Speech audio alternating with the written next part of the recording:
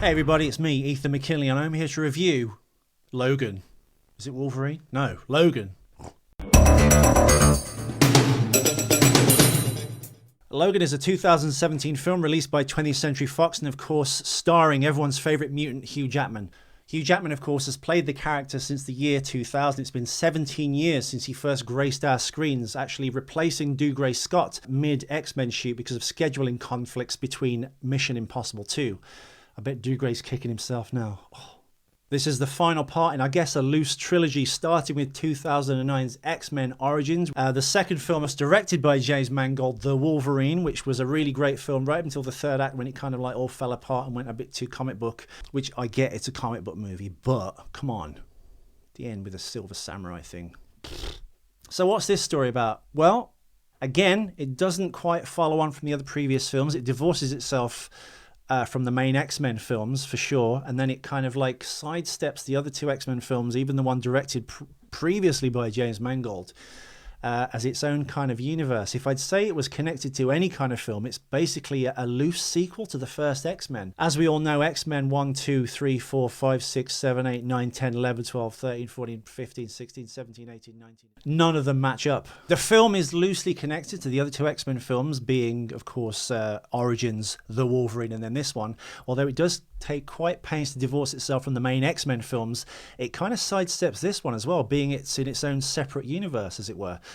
If I was going to say anything, it's kind of close in kind of story and tone. So it's kind of a sequel because the timeline of the last 20 X-Men films we've had, none of them make sense. So it's kind of a sister film to X-Men 1, being the relationship between Professor X and Wolverine has finally come full circle. So what's the story about? The film is set in 2029. It's a bleak future where mutants apparently no longer exist. Hugh Jackman, of course, as I said, returns as the titular hero Wolverine / James Howlett / the Wolverine / Weapon X. Pick a name, they say all of him in this film.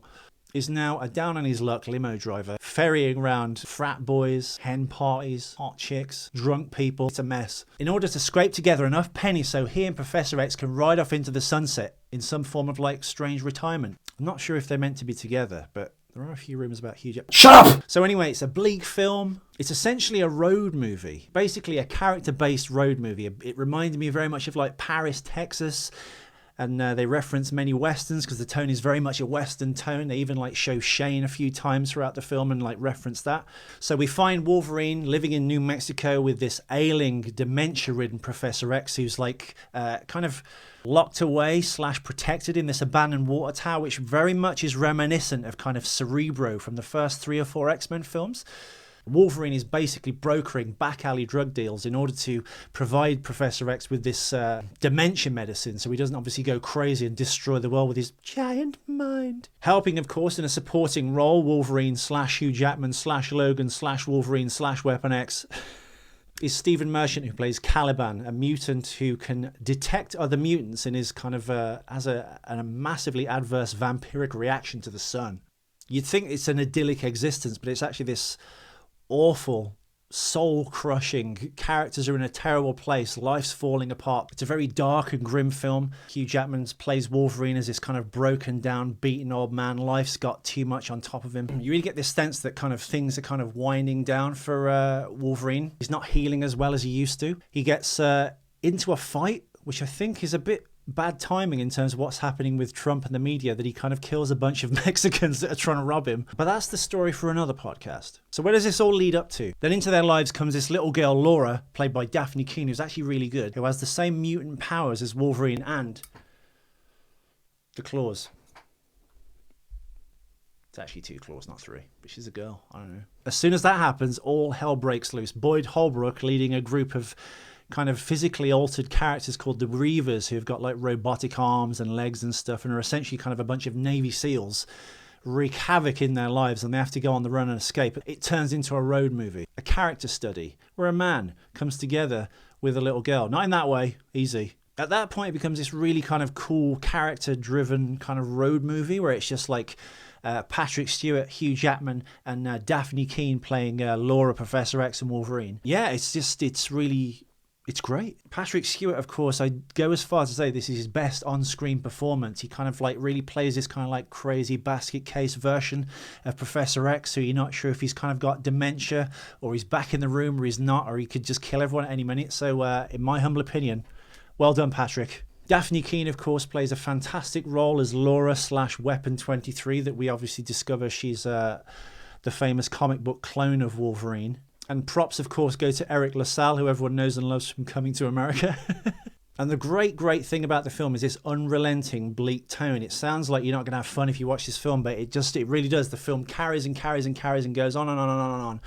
And it never kind of gets tired or boring until about the last third. And that's kind of, I think, the trap that the Wolverine fell into in 2014. It was a really great film right up until the point where this kind of like robot samurai just walks in and appears. And now I know it's a comic book film, but the kind of serious tone that you kind of had a little bit with the Wolverine, and especially with this, things kind of get flushed down the toilet very quickly, and it becomes a bit kind of like an X-Men film, which I know is what they kind of want, but it felt a bit like a studio note.